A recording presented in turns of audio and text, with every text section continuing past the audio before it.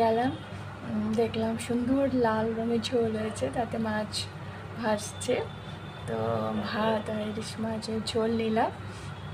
একটু ছোটো ছিল ইলিশ মাছটা, আমি এক্সপেক্ট করিনি এত স্বাদ হবে, মানে একটু কম হবে, তাও ইলিশ মাছ তো ইলিশ মাছই হয়।